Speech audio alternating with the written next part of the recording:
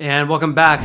According to a brand new report from Redfin, U.S. home sold prices have fallen by 4.1% year over year, a decrease of nearly $18,000 compared to April last year. And that's the biggest decrease going back to at least January of 2012, as far back as Redfin's data goes. This marks the third consecutive month of increases, falling price increases for nearly a decade. They also stated the cities in which home prices have decreased the most nationwide here. So leading the nation was Oakland, California, which is just east of San Francisco. So for April, look at this. Home sold prices, again, when I say home sold prices, I mean the median home sold price, fell a whopping 16.1% from April last year compared to April this year.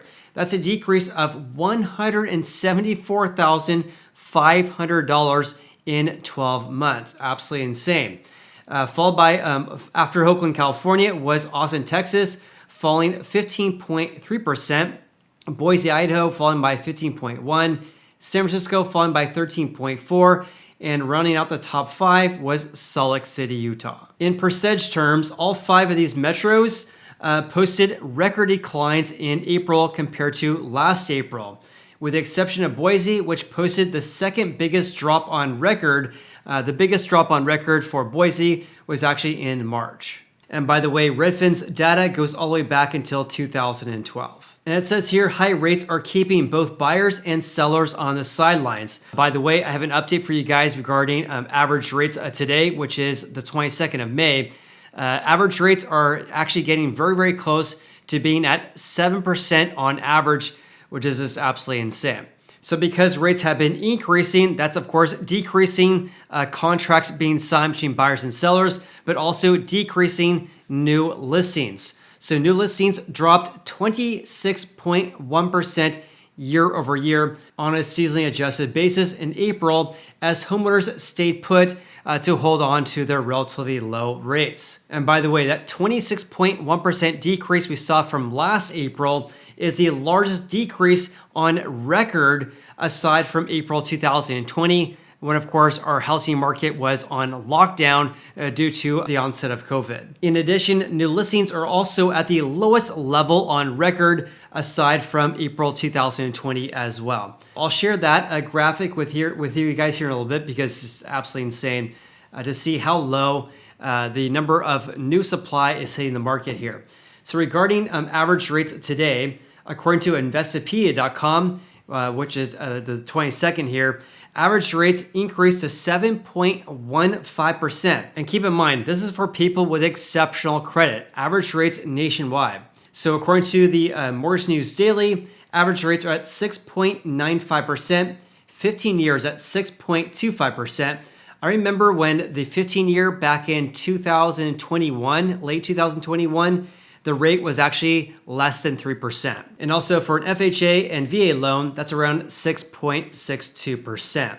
So average rates compared to 1 year ago have increased by 1.6 percentage points, because 1 year ago, average rates are at 5.35%. So here's a chart right here showing the changes in your average 30-year fix according to the Mortgage News Daily going back to 2009, April 2009 to be exact.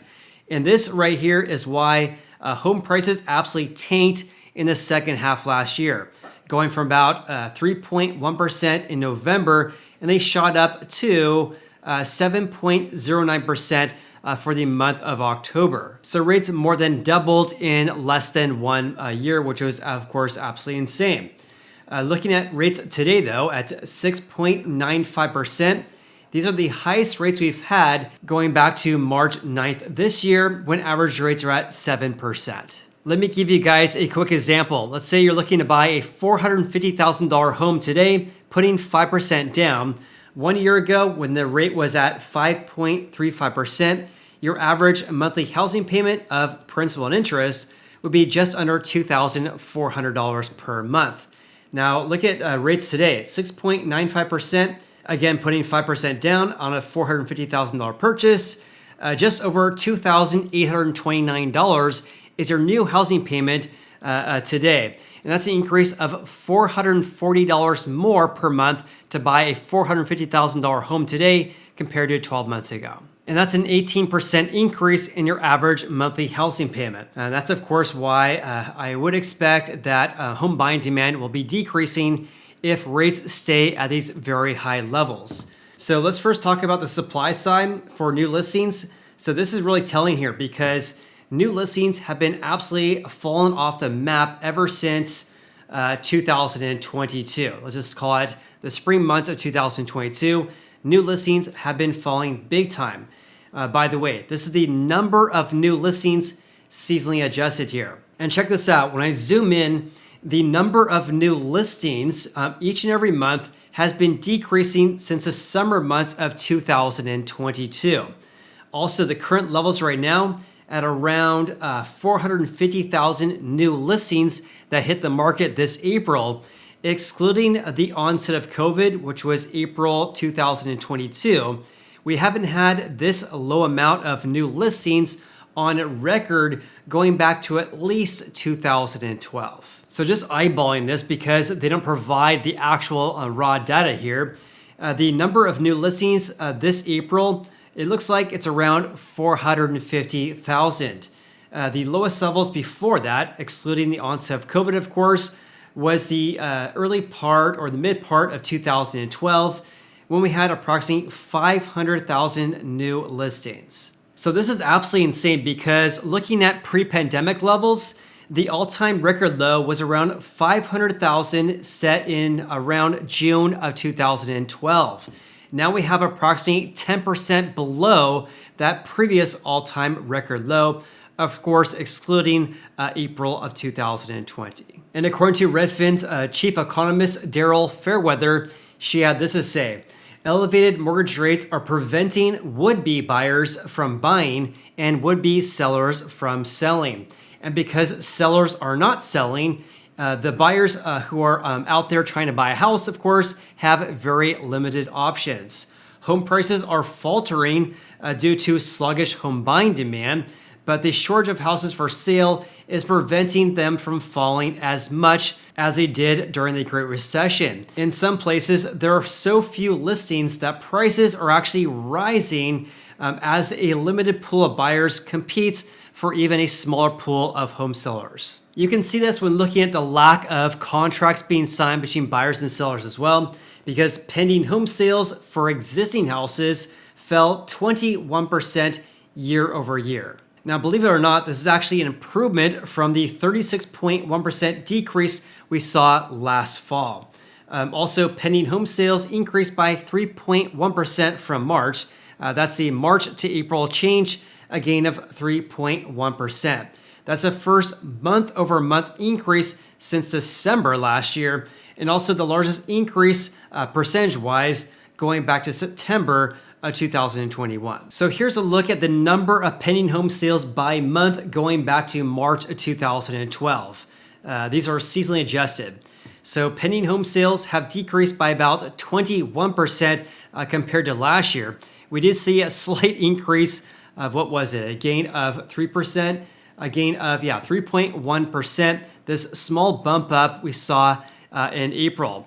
But looking at the current levels right now, when looking at pre-pandemic levels, which is right here, we're at approximately the lowest levels going back to approximately 2015. So in other words, low demand as a measure of contracts being signed between buyers and sellers, low demand is meeting low supply right now, making it feel like some markets are actually very competitive. So here's a table showing the highlights for this April compared to 1 month ago and also compared to last April. So the median home sold price, again, was $408,000, a decrease of 4.1% compared to last April. Again, remember, that's the biggest year-over-year decrease going back to at least 2012, as far back as Redfin data goes. Having said that, prices did increase by 1.9% compared to March. Additionally, not only are we seeing a decrease of pendings down by 21%, but also closed home sales in April fell by 22.1% year over year. Also, the month supply is at 2.1 months this April, which is insanely low. In order to have a more balanced real estate market, we need this number to be around 4 months, not 2.1 months.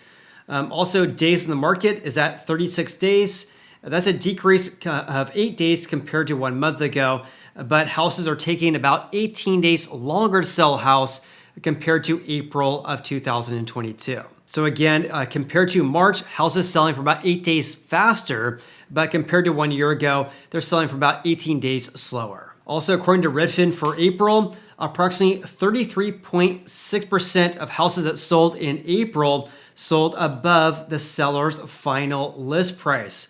Of course, this means that approximately 64% sold at or below the seller's final list price. Also, this April, approximately 33.6% of houses that sold above the seller's final list price.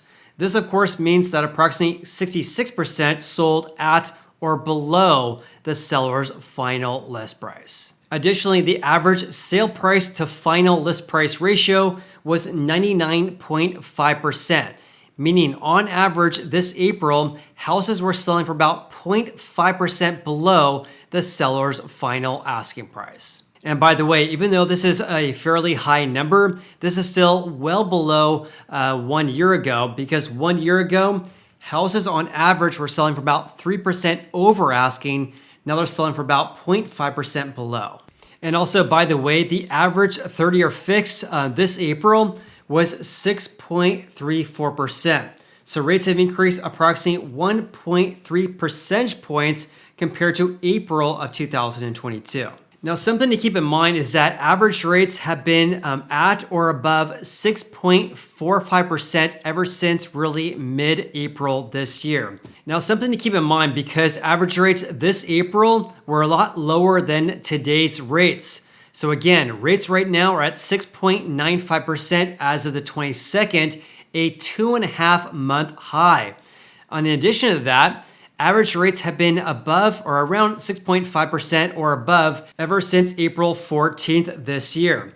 Therefore, the stats in this right here, or the stats we are going to see in May and June, could likely get worse if rates stay at these very high levels. All right, getting back to Redfin's report here, I want to share their analysis of 91 U.S. metro areas with populations of at least 750,000. So let's first talk about pending sales, a measure of contracts being signed between buyers and sellers of existing houses.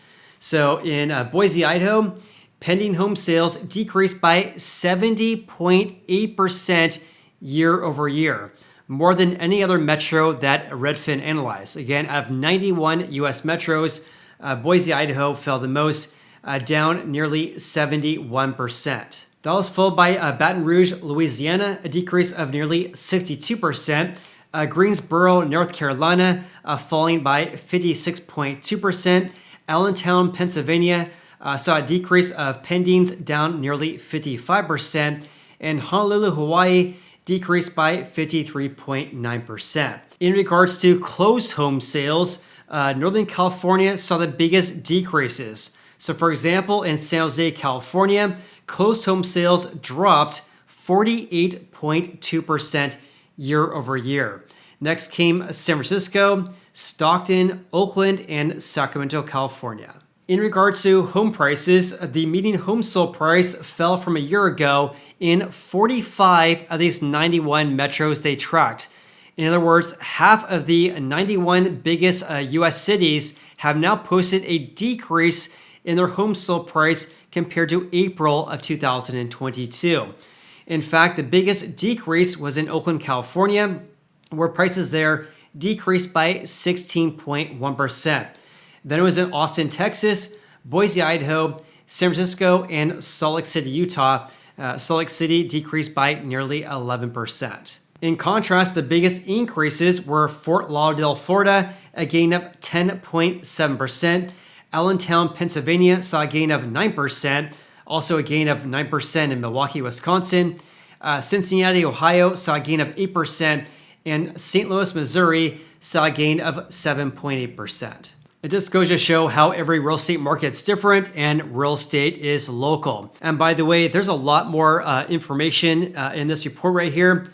I'm not going to go over all of it because this video would take 10 hours long. Instead, I'm actually going to provide a link to this report if you guys want to take a look at that. But again, I appreciate you guys supporting my YouTube channel and of course for watching today's video. Please hit the like button if you guys got any value out of today's video. And of course, consider subscribing as well. Hope you guys have an awesome day and look forward to seeing you on the next video.